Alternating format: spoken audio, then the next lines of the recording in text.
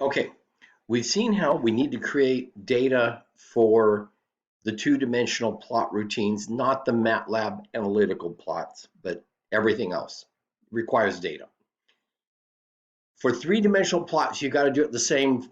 You got to create the data also, but it's a little more complicated. So I've put in a couple vectors, x1 ranging from -5 to +5, y1 ranging from -10 to +10. And to get started, we need to create what's called a mesh grid.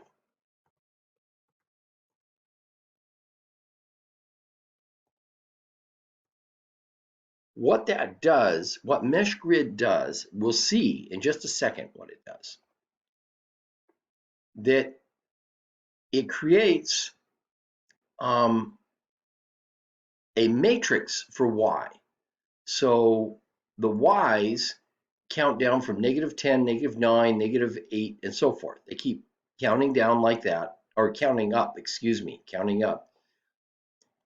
The rows are all the same. So it creates a matrix. It just takes like the first column and just duplicates it for 21 columns worth. The x, on the other hand, let's go up to x. There it is. There's x.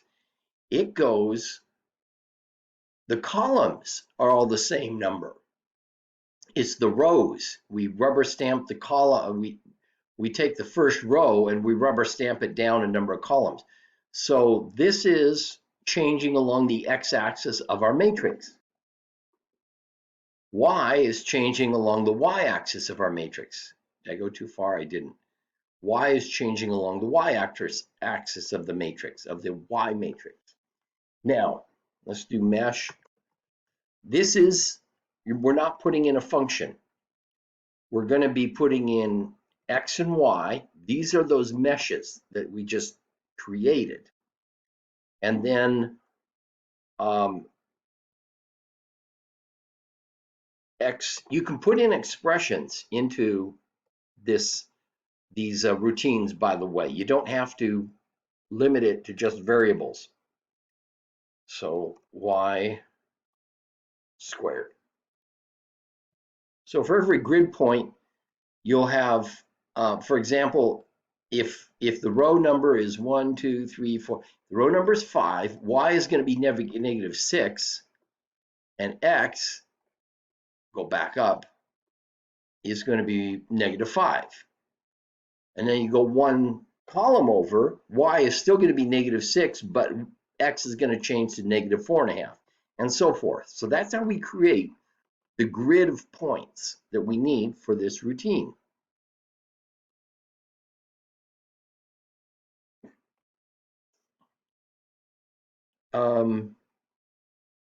Oh, somehow I selected 4.5 and just said 4.5. Okay, let's do this. And why isn't it working?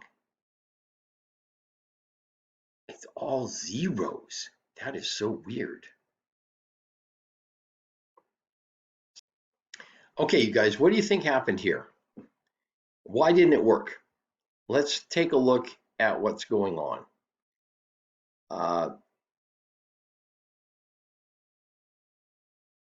So I'm just going to look at what I get when I do x squared plus y squared.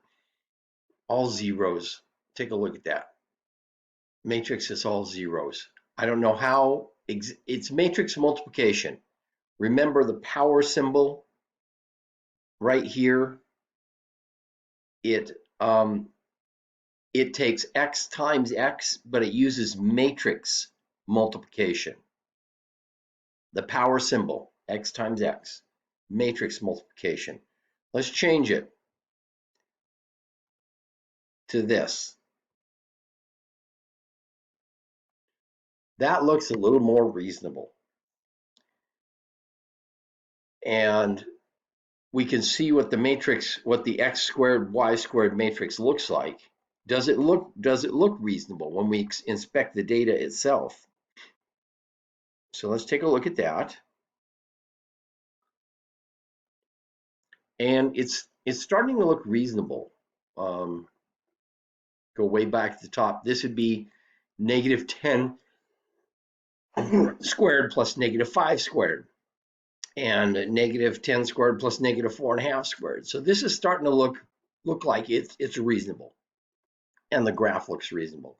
Let's do something a little different. Now, it's asymmetric. This is to show you can have the y's on a different scale than the x's. Let's revise our stuff again. Let's go back to mesh grid. And let me create a mesh grid of the same. So X and Y are going to be the same. And now let's, now let's plot it. There, very symmetric. Since I put these on the same scale, you have if you rotated this, and you can rotate it, tools, there's a rotate tool. Where did it rotate 3D? You can drag it around. You can see it looks, when you switch the X and Y axis, that it looks the same. Okay, there's a bunch of 3D plotting tools. Let's see. Oh, yeah, surfaces. So there's just like Easy Surf, Easy Mesh, Easy Contour, all that stuff. There's a bunch of surface plots, and then there's other ways to do it. There's some vector field plots, which are really cool, but that's a little beyond this class. It can do a lot of things. Histogram. Let's see. These might be kind of useful. So let's take a look at that. There we go. Select my data, and histogram probably wouldn't be real useful there. Bar chart. Let's just do a plain bar chart. There it is. So the XYZ data, let's inspect what the data looks like.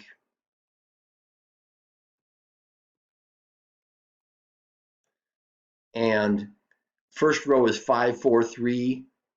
So this is the first row of data, second row of data, third row, so forth. Okay, there's different kinds of bar charts too. So let's go select. Oh, you can make a cool looking 3-dimensional one. You can make, this is a horizontal bar chart, stacked. So what a stacked one does is it takes the 5 and the orange is the 4, and the yellowish is the 3. So it stacks it. Let's see, what else can we do with it? Oops, I didn't want to lose that. Stack sideways, 3-dimensional, or regular bar chart sideways. Histogram, I don't think is going to be real useful. I don't think it even can do it. It does weird stuff here. Okay, plot matrix also, it won't do anything. So it's kind of nonsense. Histogram is a lot like the Excel histogram, where you'd have a distribution of data. That would be really good to try out on our paperclip data. Okay, finishing up.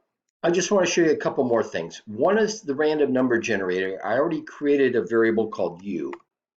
Oh, not the random number generator, the histogram. I've selected U, histogram it. This is a lot nicer than what Excel does in their histograms. So in a lot of ways, Excel can do better than Matlab in plotting. In a lot of ways, Matlab can do better than Excel. Pick the right tool for the right job. Now, I want to look at Pareto, which is similar to histogram. What is the biggest problem? What is the smallest problem? It probably won't work on the U data, because U is 0 to 100. What what the Pareto data needs is the bars themselves, the height of the bars, or the height of the histogram, if you will. So let's go ahead and do that. Okay, and I just erased it, I got the bar heights for all these bars in the histogram. Now I'm going to Pareto plot it just to show you the difference. And here's the bar height data. And where's my Pareto plot? I got to go down here a bit. There it is, Pareto. Pareto is often used in a manufacturing line that if these were metal defects, this would be the biggest problem. You have more of these than, say, patterning or dimension, etc., the other categories of defects. So Pareto tells you the biggest problems, and you tackle the biggest ones first, and then you tackle the next highest, and so forth. It's an engineering decision. Very popular Pareto chart. Okay, I'm going to end here and say this is a beginning on learning how to plot in Matlab, and it's got lots of power, lots of stuff. Use Google, use help. Now, I'm trying to teach you to fish. Go to those resources, not just give you a fish. Okay, hasta la vista, ladies and gentlemen, and I will see you next time, next chapter. We're done with plotting. That would be chapters 6 and 7 of the book.